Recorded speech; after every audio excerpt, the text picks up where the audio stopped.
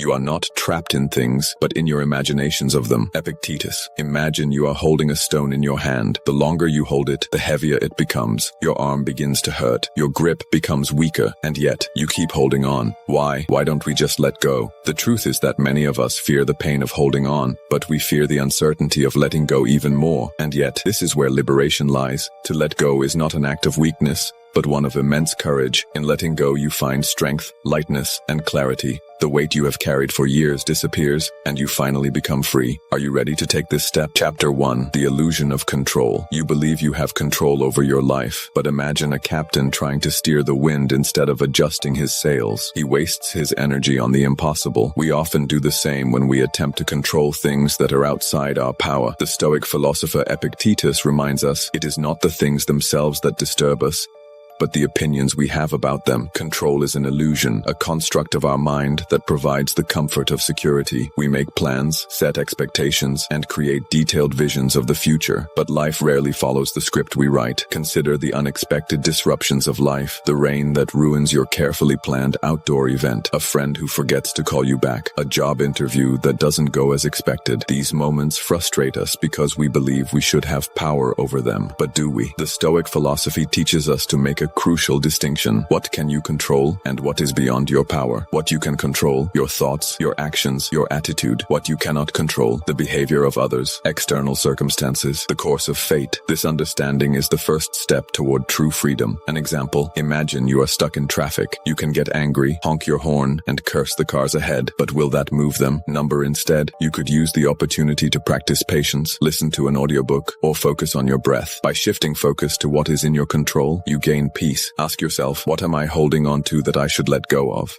Chapter 2. Releasing emotional bonds. Emotions can be our allies, but they can also be our prisons. Anger, jealousy, and resentment chain us, robbing us of our inner peace. Seneca wrote, "Anger is a short madness." But why do we allow such emotions to take control? Emotions are not enemies, but reactions. They arise from our judgments about events. If someone insults you, the insult itself is not what hurts. It is your interpretation of it. Epictetus reminds us, it is not the things themselves that disturb us, but our opinions about them. Imagine carrying a backpack filled with stones. Each stone represents an old wound, a grudge, or a fear. With every step, the backpack becomes heavier, and yet you refuse to set it down. Why? We cling to pain because we believe it serves us. We think holding on to anger ensures justice. We think carrying pain protects us from future harm. We think resentment punishes those who wronged us. But this is a mistake. Letting go does not mean losing. It means being free. A practical exercise. The next time a strong emotion arises,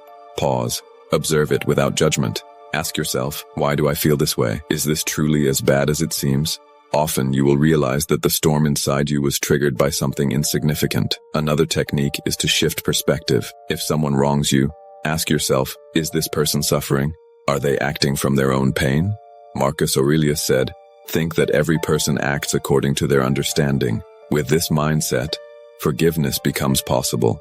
True emotional strength comes not from suppressing emotions, but from mastering them.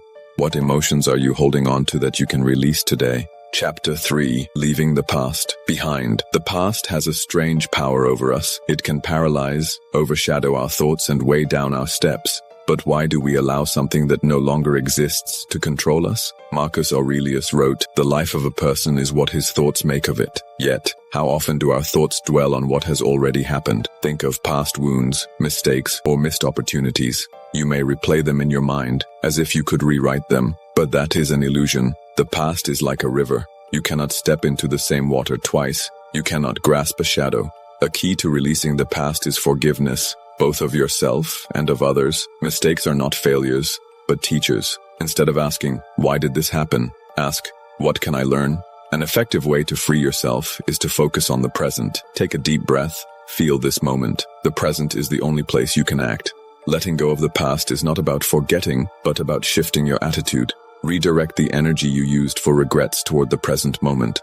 Ask yourself, what is keeping me tied to the past, and how can I release these chains? Chapter 4. Letting go of expectations. Expectations are invisible chains we place on the world, hoping it will conform to our desires. But what happens when these chains break? Marcus Aurelius wrote, "Do not expect things to happen as you wish, but wish that they happen as they do." The world owes us nothing. We expect that people will treat us fairly, that life will follow our plans, that things will turn out the way we envision. But reality is indifferent to our expectations. Imagine building a house of cards. You place each card carefully, proud of your work, but a single gust of wind sends it tumbling down. This is the nature of expectations, fragile, unpredictable, and often beyond our control. Instead of resisting reality, embrace it. Accept what happens, not as a disappointment, but as part of the natural order. Ask yourself, what expectations do I hold that only bring me frustration? And how can I learn to accept life as it is?